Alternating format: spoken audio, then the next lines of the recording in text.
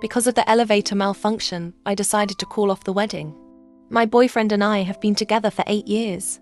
From university until now, we've already long passed the honeymoon phase. To save on rent, we even started living together right after graduation. So, I told him that there was no need for a proposal, honeymoon, or anything unnecessary. I wanted to pay for my own wedding dress. As for the wedding, both our families wanted it, and we would each pay for half. The money we saved would go toward the down payment for a house. He happily agreed to this. We had already taken our wedding photos, and the venue was set. The only thing left was the official ceremony. Recently, I went to confirm the wedding venue. Originally, he promised he would come, but at the last minute, he said he couldn't make it due to overtime at work. I didn't think much of it, as work is important. After finishing up, I dragged my exhausted legs into the elevator, pressed the one button, and just as the elevator was descending to the 11th floor, the entire space shook violently. Then the lights went out, and we were plunged into total darkness. I had never really experienced something like this before, and I was terrified. 11th floor. If I fall, I'll probably die. Right? My mind was a mess. For the first time, I felt so close to death. All I could do was instinctively press my back against the cold wall, gripping the handrail tightly. After a moment, I calmed down a bit and realized the elevator seemed to be temporarily stuck.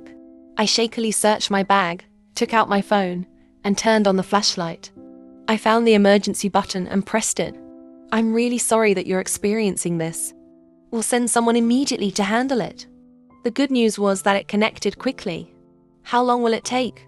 I asked. "At this time, it's hard to say," the voice replied. "If it's quick, it'll take about 15 minutes. If it's slow, it could take up to half an hour." "I'm really sorry." The bad news was that I had called at such a bad time that it would take a while for someone to get here. The space around me fell into silence again, with only my rapid heartbeat echoing in my ears. Rationally, I knew I should be safe and just wait.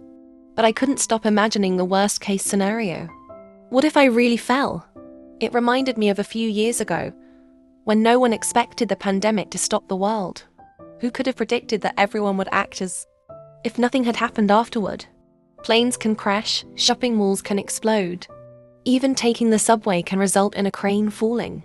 So why couldn't this happen to me? The more I thought, the more scared I became. I thought to myself, if my life were to end here, my boyfriend and parents are the ones I care about the most. I at least wanted to leave a message for them. I made the first call to my boyfriend. It rang for a long time, but no one picked up. Taking a deep breath, I called my dad next. He picked up instantly. "Where are you?" "I'm coming over," he said immediately. "There's no need. I've already been in contact. They should get me out soon. Aren't you still at the office?" "Really, don't worry. Work isn't as important as my daughter." "Where are you?" "I'm coming over. Don't worry, I love you." Despite my calm response, I couldn't help but feel my eyes water as I listened to my dad's gentle and steady voice. My heart felt much more at ease. Not long after hanging up with my dad, my phone rang again. It was my boyfriend calling back. "I'm stuck in the elevator." It just suddenly stopped. Although I tried to sound calm, I could feel the tremble in my voice. "Huh? Seriously? How unlucky," he replied, surprised. "I'm really scared." "Oh, don't worry. What's there to be scared of?" He laughed. "Can you come over?" I asked since his company wasn't far from the elevator. "I'm still at work. I don't think I can do much by coming over." There was a pause on the other end of the line, and then he said, "Don't scare yourself. Rescue should be here soon. I really can't leave right now." "Okay." Before I could respond, the call ended quickly, leaving me speechless. Cold silence enveloped me again. I slid slowly down the wall, sitting on the floor, letting the hem of my dress spread out in the darkness.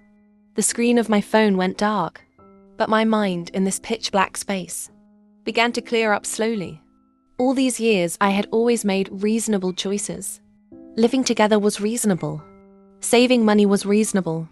Cancelling the honeymoon and paying for my own wedding dress was reasonable. But when did it happen that our conversations about what kind of house to buy far outnumbered the times we shared our lives or feelings? Our love seemed to have turned into a business partnership, something that could be calculated, measured, and naturally lacked care or warmth. During the time I was stuck in the elevator, I asked myself for the first time, so nakedly, do I really want to spend my life with this person? I can say with 100% certainty that if he had been the one stuck in the elevator, I would have dropped everything and rushed to find him, just to make sure he knew I was there. But he was right there, and he couldn't even be bothered to come. If something were to happen after we got married, could I even expect anything from him? The answer came like a cold splash of water, waking me up. I didn't check the time, so I had no idea how long it had been. Maybe it was 15 minutes, maybe half an hour, maybe even longer. Then, I heard sounds from outside, followed by the noise of tools prying open the elevator. Blinding light flooded through the door's crack, and then the rescue team opened the elevator doors from the outside.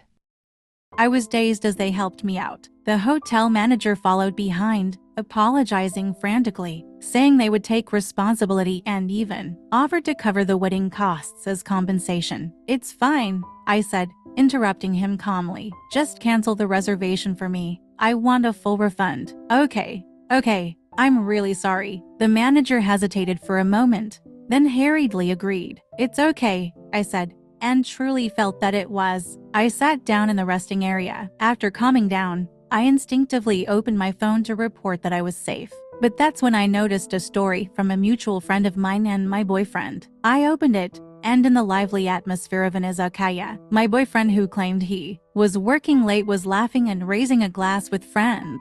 He looked so cheerful. The post was timestamped from 20 minutes ago. My heart tightened, as though it had been squeezed. I took a deep breath, put my phone away, and walked out the hotel doors. I saw my dad's anxious figure right away. He had clearly been waiting for a while, pacing in front of the door. As soon as he saw me, he quickly stepped forward and pulled me into a tight embrace. "Are you okay? Did you get hurt? You must have been scared, right?" I'm fine.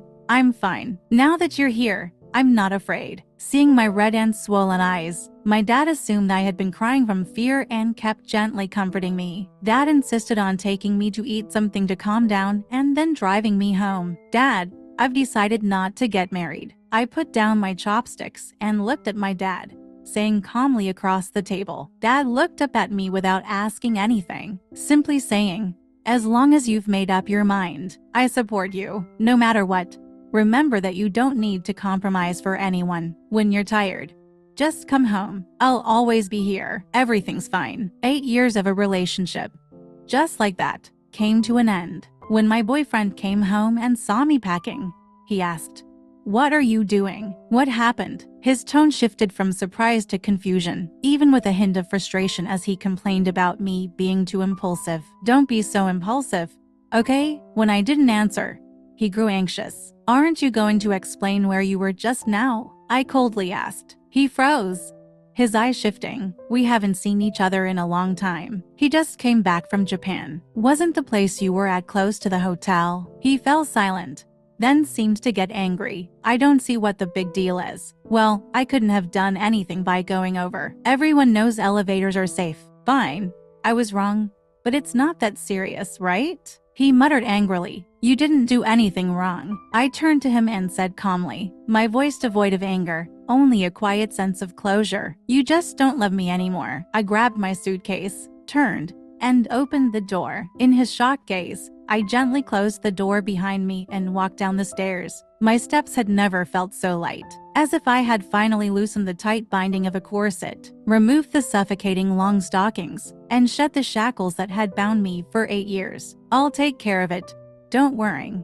It's too heavy for you." My dad, waiting by the car, immediately approached when he saw me. He took my suitcase, easily placing it in the trunk. "Let's go. Let's take my baby girl home." He turned and gave me a playful smile, saying, "Since you were little, every time I came to pick you up, I always said this." Watching my dad glowing with satisfaction like a child behind the wheel. I suddenly didn't understand. What had I been compromising for all these years? Dad loved me so much. Why should I have spent those 8 years living a life of compromise? Dad, don't worry. I won't marry until I find a man who loves me as much as you do or even more.